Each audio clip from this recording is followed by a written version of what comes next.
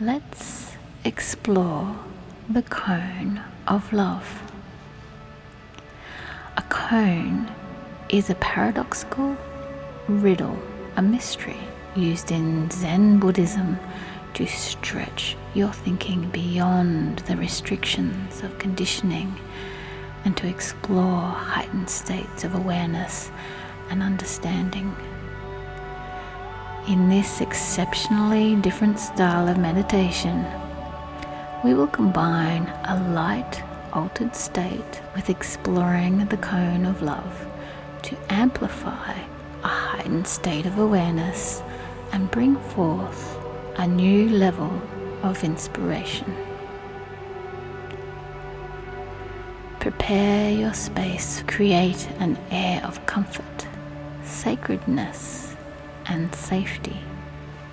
You may wish to infuse some essential oils or light a candle. Whatever you need to do to make your practice and time sacred. We are going to explore the mystery of love.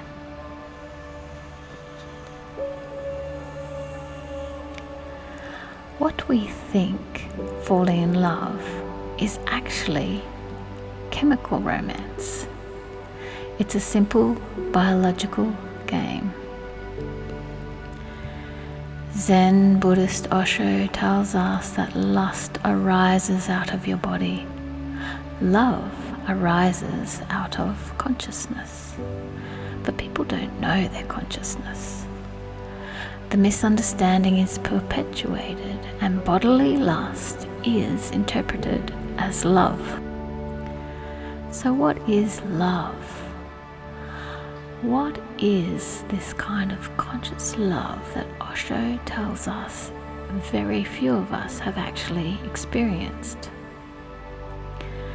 Those who know love know their soul. They know peace and truth. Those who know love are loving and know that love cannot be confined to relationship. Those who know love know truth, because truth and love arise from consciousness. Truth and love are the same experience. Love and lust are opposites. Lust comes from chemistry and creates a sense of need, a craving, a greed within your body, a hunger. Love is never greedy. Lust is wanting. Greed is wanting. Love is sharing and giving and never asks for anything in return. Our intention is to explore love and truth. In this practice, we can breathe in lust and greed and transform it on the breath out as love and nourishment for the soul, a mini Tonglen practice of taking and giving. In this session of alchemizing your chemistry for the purpose of an altered state of mind, you may be able to break the bonds of social dogma and come to the truth of love. By altering your brainwaves, slowing down the busyness of beta thought patterns, you will have access to your unconscious. You may even access love, pure love. Bring your awareness to your pelvic floor muscles. Give them a squeeze. Become aware of your chakras from the base. You are safe. You are held. Let the vibrations of the music tingle your soul and inspire beauty. The beauty of life is being alive.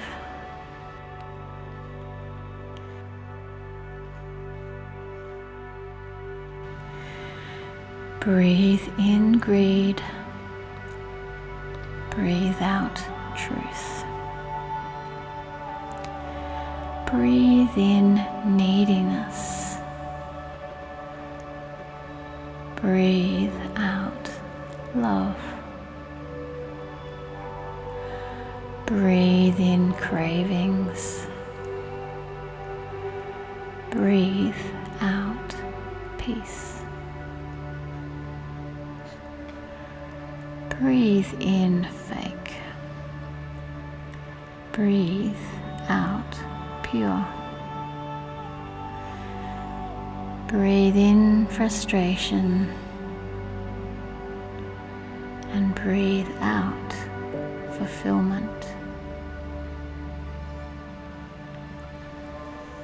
Breathe in attachment and breathe out grace.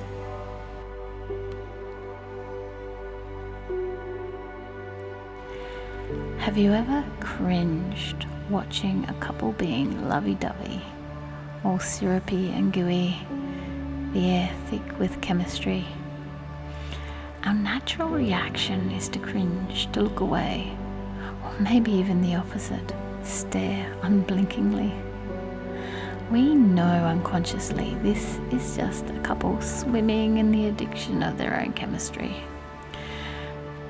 It's not real. It may feel real for them because they have been carried away on a tide of dopamine and oxytocin. It feels so good, so it must be love, right? Real love doesn't need this chemistry. Real love doesn't come from ego. Ego needs to be noticed by someone. Ego needs attention from someone. Ego needs to hear, "I love you." The ego needs this. Real love doesn't. The ego is not the real you. It is the act you perform that you have needed to perform to appear to fit in to your society, your community.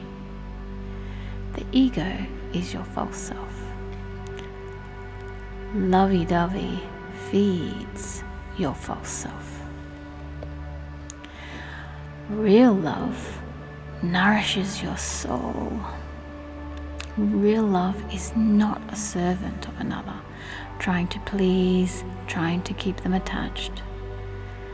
We can experience real love through another, but this is only one small expression of love, an expression of who we really are. Loving. When we mistake ego's need for love, we become attached and needy. We think we are entitled for love to be reciprocated. But because it's ego's need, our false self, we only experience attachment, not love. Ego's love is never fulfilled. Ego's love is very demanding, and this poisons real love, pushes it away. Meditate on real love. Osho tells us love is the greatest experiment in life, and those who live without experimenting with love energy will never know what life is. They will only remain on the surface without going into the depth of it.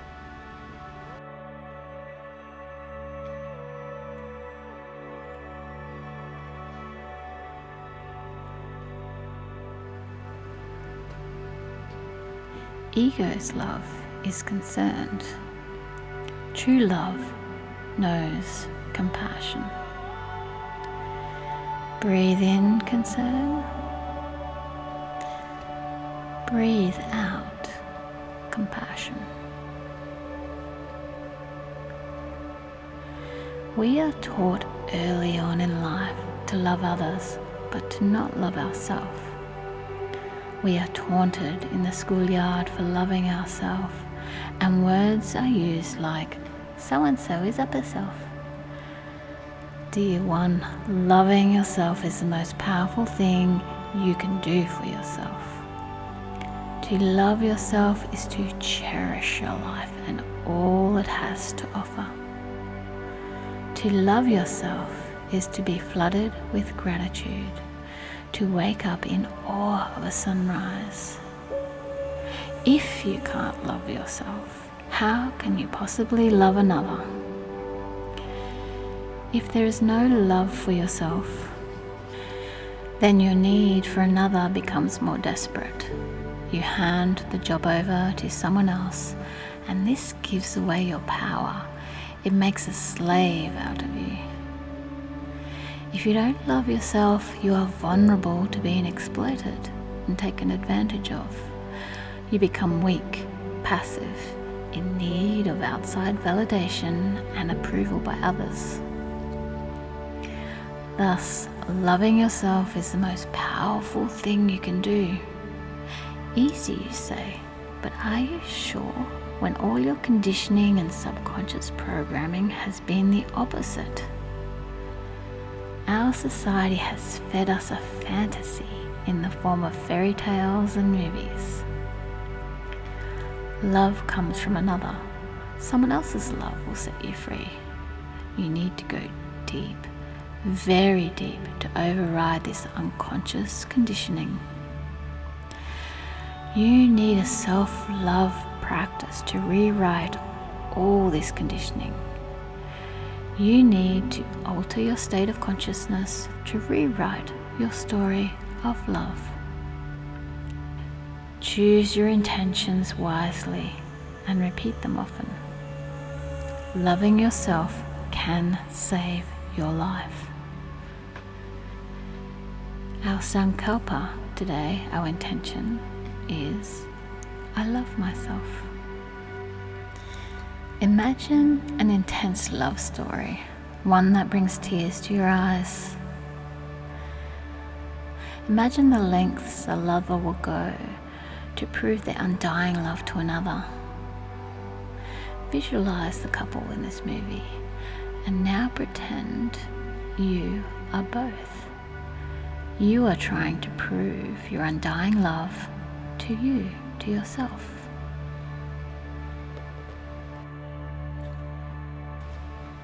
Repeat your intention, I love myself. The songs that define our culture engrave messages in our mind, like, love is all you need. Can you hear the words of this song in your mind? John Lennon and Paul McCartney singing, love is all you need. Da da da da da. Love is all you need. Love has become neediness in our culture, a thing we need in order to be happy. Yes, you need love for yourself, so that you become loving instead of needy. Loving yourself does not come from ego or narcissism. Narcissism is actually the opposite, a lack of self-love, creating an even more intense neediness for outside validation. The ego needs attention, not love. Loving yourself is the first step towards real love.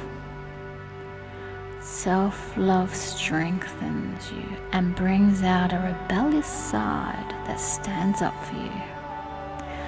Self-love protects you from others deceiving you and others trying to oppress you. Self-love strengthens your authentic voice. Your true self becomes braver to speak up and show up for you. Self-love doesn't make you dizzy like chemical romance or love bombing.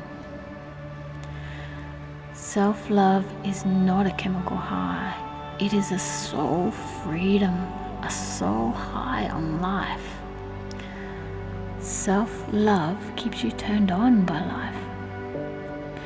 you become loving and your turned on energy becomes highly attractive and contagious.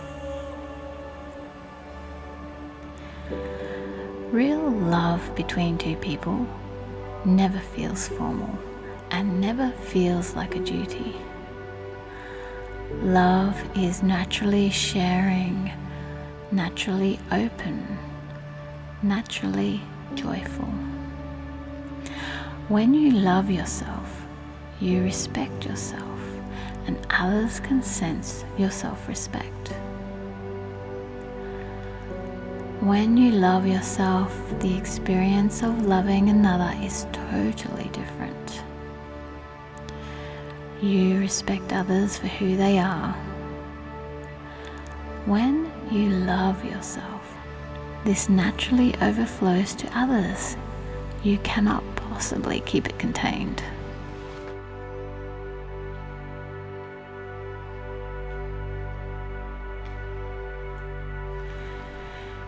This is the opposite to someone who needs love and who tries to contain and hold on to love. Love cannot be bottled like perfume. Someone trying to bottle up love and keep it for themselves weakens their own heart energetically and physically. The grabbing for nourishment pushes it away. Self-love is self-nourishment. Self-love dispels inner darkness. Self-love is tremendously powerful and soul nourishing. It is a spiritual act, a spiritual path. You must find a way to unload everything you hold against yourself. You are the barrier to your own self-love. You must overcome the hurdle of forgiving yourself. You cannot ask for forgiveness outside of yourself. This hope and longing keeps you powerless and trapped under the spell of resentment from another. This resentment may not even be real, only perceived. You must find a way to forgive yourself so that you unburden yourself with the self-condemning you have done over the years and free your heart to love yourself fully. When you free yourself with forgiveness and unburden yourself from the heavy sandbags of all that you hold against yourself, you release yourself from self-condemnation and your spirit can soar free. When you feel your true self-worth and lovability, the way you experience life will change. Your self-compassion will naturally overflow to others spontaneously. When you truly love yourself, you'll never again feel alone. Being alone will feel like a precious meditation. You will never feel alone because you will be turned on by life itself. You will not need likes on social media for validation. You will not fill your silent moments with constant screen time. You will be comfortable with you. You will be comfortable with right here, right now. You will hear more. You will see more colors. The songs of birds will reach your ears and play strings on your soul. You will feel the caress of a breeze on your skin and tingle with life energy. The caress of your lover's hand or breath will flood you with gratitude and joy.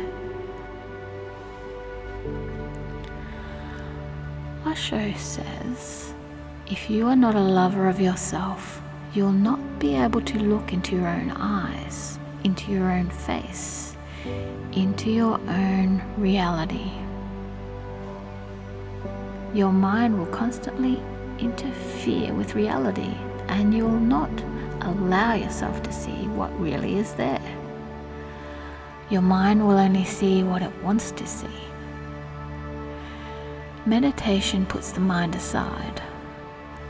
By loving yourself, you will destroy society's control over you, and then you can live an inspired life, a turned-on life, freer from society's conditioning.